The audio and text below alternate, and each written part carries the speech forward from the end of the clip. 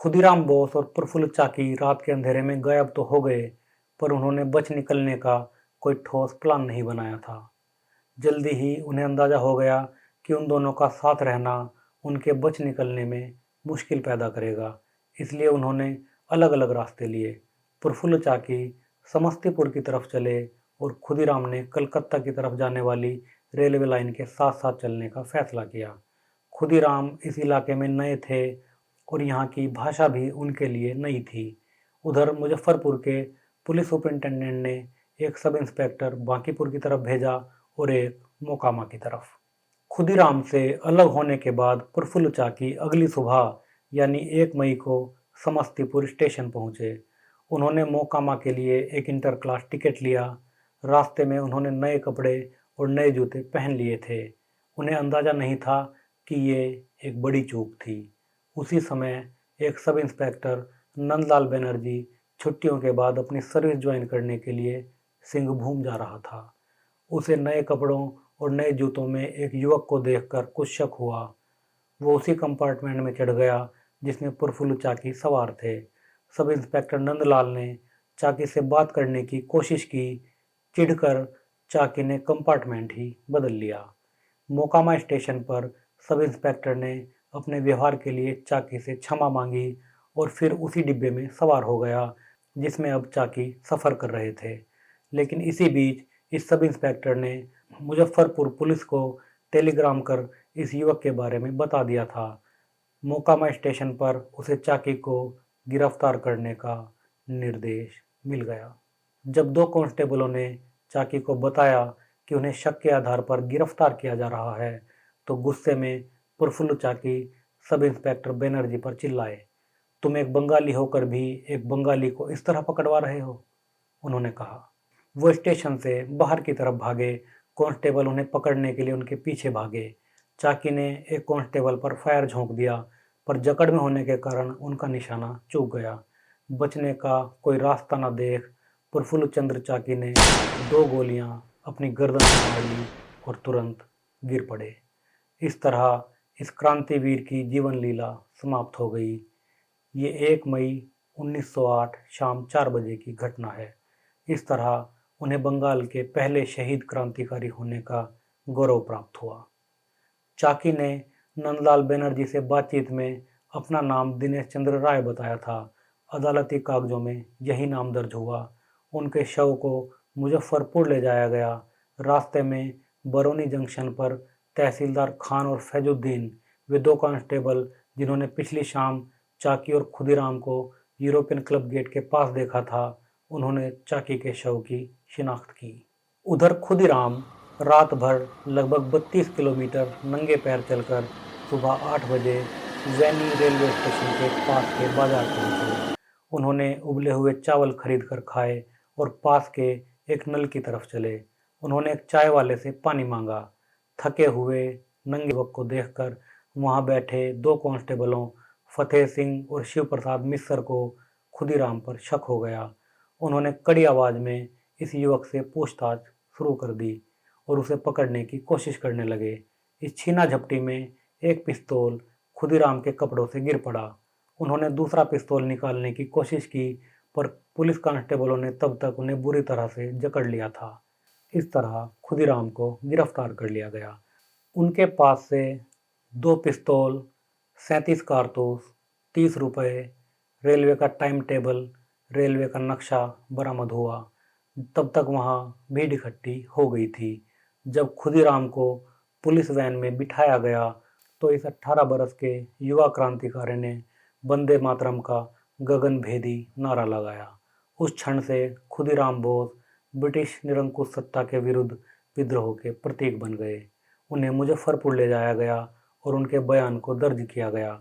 खुदीराम प्रफुल्ल चाकी को बचाना चाहते थे, इसलिए उन्होंने पहले अपने बयान में कहा कि ये काम उन्होंने खुद अकेले किया है। पुलिस उन्हें उस धर्मशाला ले गई जहां बम फेंकने से पहले तक वो ठहरे हुए थे। धर्मशाला के 2 कर्मचारियों खेमा और रामधारी मिस्र ने उनकी शिनाख्त की और पुलिस को बताया कि वो अपने एक साथी के साथ इस धर्मशाला में रुके हुए थे। इधर तब तक मुजफ्फरपुर थाने में प्रफुल्ल चाकी के शव को पुलिस ले आई थी। उनके शव को देखकर खुदीराम समझ गए कि चाकी को बचाने की कोशिश बेकार है। साम्राज्यवादी पुलिस ने अपनी बर्बरता की नई मिसाल तब कायम की और मृत प्रफुल्ल चाकी के शव से सर को काट कर अलग किया, उसे स्पिरिट में डुबोया और कलकत्ता शिनाख्त के लिए भेजा। पर आला अधिकारियों के लिए ये एक नामुमकिन सी कहानी थी कि इतनी बड़ी घटना को अंजाम देने वाले युवा क्रांतिकारी खुद ही इस सारे वाकये के सूत्रधार थे। पुलिस ने मुजफ्फरपुर में रहने वाले सभी बंगाली परिवारों की लिस्ट बनाई, उनके घरों की तलाशी ली और थोड़ा भी शक होने पर उन्हें गिरफ्तार कर लिया गया। कलेक्टर ने सभी टेलीग्राम मैसेज पर सेंसरशिप लगा दी और सूरज ढलने के बाद सिकंदराबाद मैदान में घूमने वाले हर बंगाली को गिरफ्तार करने का हुक्म जारी कर दिया गया।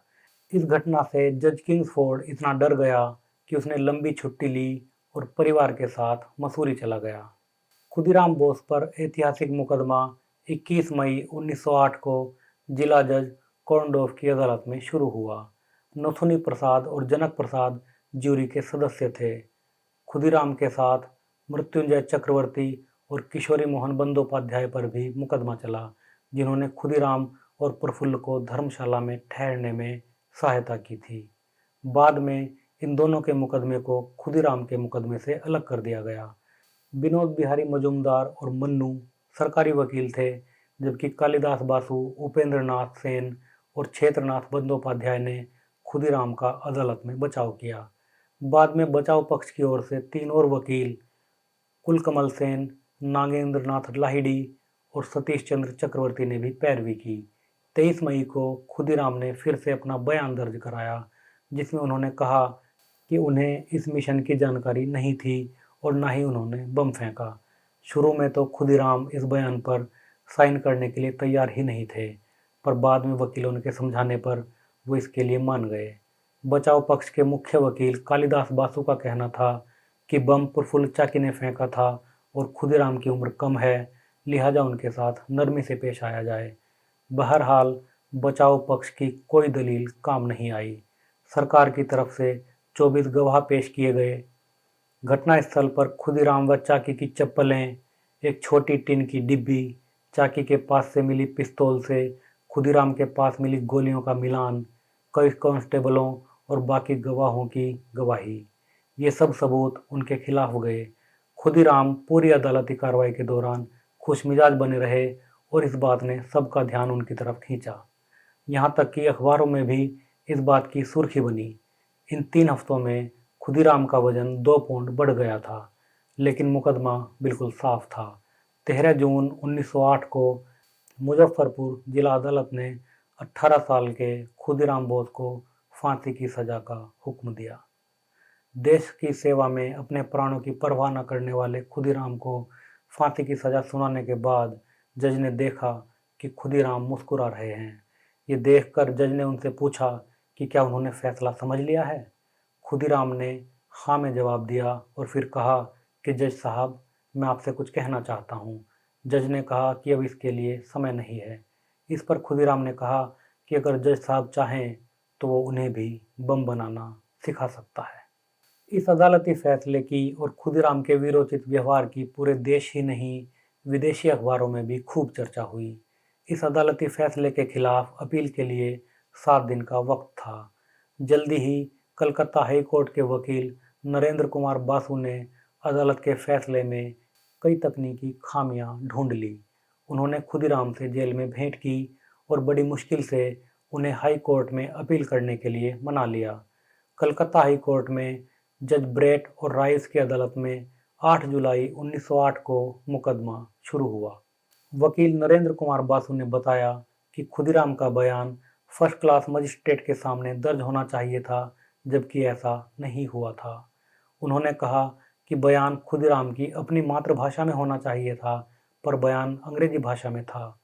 बयान पर खुदीराम के हस्ताक्षर उसी दिन होने चाहिए थे, पर ये अगले दिन कराए गए और वो भी अलग मजिस्ट्रेट के सामने। फिर बयान बिना किसी जोर दबाव के या बिना किसी ज़बरदस्ती के दर्ज होने चाहिए थे, जबकि ऐसा नहीं हुआ था। कुल मिलाकर नरेंद्र कुमार बासु ने खुदीराम के रीट्रायल यानी फिर से मुकदमा चलाने की मांग की। अंग्रेज अधिकारी समझ रहे थे कि जितना लंबा मुकदमा चलेगा, क्रांतिकारी आंदोलन की आग उतनी ही भड़केगी।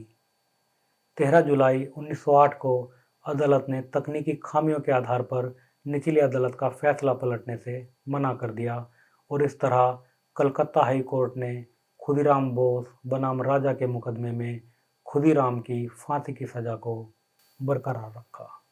इस क्रांतिकारी बालक को फांसी देने के लिए 11 अगस्त 1908 सुबह 6 बजे का समय तय किया गया।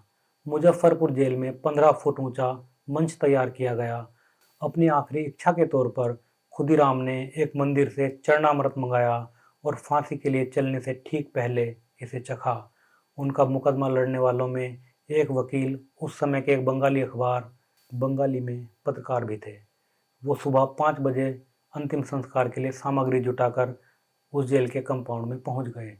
फांसी स्थल पर भारी भीड़ थी। हर किसी ने देखा कि फांसी के लिए काले कपड़े से चेहरा ढके जाने तक खुदीराम मुस्कुरा रहे थे। उनका हंसते हंसते फांसी के फंदे पर चढ़ना बाद में एक क्लीशे या मुहावरा ही बन गया। सीना तान कर हंसते हंसते फांसी के तख्ते पर चढ़ने वाले इस 18 साल के क्रांतिकारी के साहस की प्रशंसा देसी ही नहीं अंग्रेजी अखबारों ने भी की। अंग्रेज समर्थक अखबार एम्पायर ने लिखा, आज सुबह खुदीराम को फांसी दे दी गई। कहा जाता है कि वो आखिरी वक्त तक मुस्कुरा रहे थे।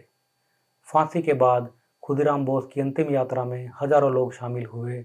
उस दिन पूरे बंगाल में छात्र नंगे पैर स्कूल और कॉलेज गए। खुदीराम बोस की प्रशंसा में तमाम अखबारों में लेख लिखे गए। महान राष्ट्रवादी नेता बाल गंगाधर तिलक ने अपने केसरी समाचार पत्र में 5 लेख लिखे।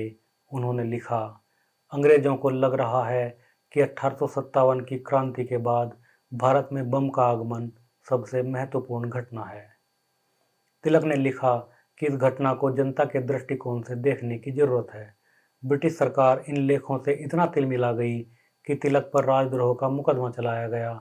इस मुकदमे में तिलक की पैरवी मोहम्मद अली जिन्ना कर रहे थे।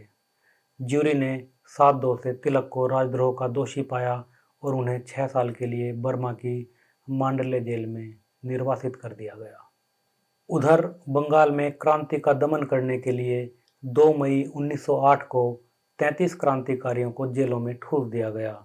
खुद अरविंद घोष को उनके ग्रे स्ट्रीट स्थित कलकत्ता ऑफिस से उठाया गया और दोपहर के समय लाल बाजार स्थित पुलिस हेडक्वार्टर लाया गया। अलीपुर बम केस में अरविंद घोष, बरीन घोष और 38 अन्य महत्वपूर्ण क्रांतिकारियों पर मुकदमा चलाया गया। ये मुकदमा लंबा चला।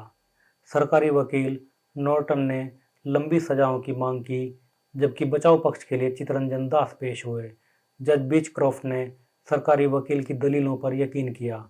इस मुकदमे में सरकारी गवाह बने नरेन गोस्वामी की कन्हई लाल दत्त और सत्येन बोस ने 29 अगस्त 1908 को जेल में ही 9 गोलियां मारकर हत्या कर दी, जिसके लिए कन्हई लाल और सत्येन बोस को नवंबर 1908 में फांसी दे दी गई। अरविंद घोष को ब्रिटिश क्षेत्र से देश निकाला दे दिया गया, जबकि बाकी क्रांतिकारियों को काले पानी समेत लंबी सजाएं दी गई।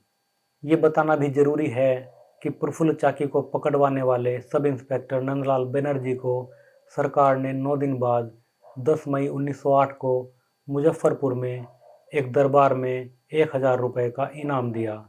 इसके ठीक 6 महीने बाद 9 नवंबर 1908 को नंदलाल बनर्जी की सर्पेंटाइन लेन कलकत्ता में आत्मोन्नति समिति नामक क्रांतिकारी संगठन के सदस्य ढाका के श्रीश चंद्र पोल व उनके साथियों ने गोली मारकर हत्या कर दी।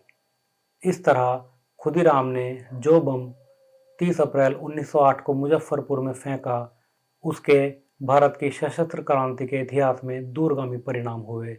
खुदीराम बोस हर क्रांतिकारी विचारों वाले युवक के हीरो थे।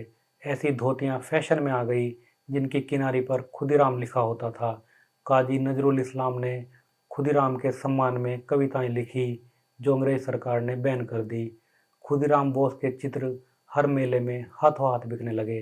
बाद में सुभाष चंद्र बोस ने स्वीकार किया कि खुदीराम बोस उनके बचपन के हीरो थे, जिनसे उन्होंने भारतवर्ष की आज़ादी के लिए संघर्ष करने की प्रेरणा ली। একবার বিদায় দে মা ঘুরে আসি। একবার বিদায় দে মা, ঘুরে আসি। হাসি হাসি করব ফাঁসি, দেখবে ভারতবাসী।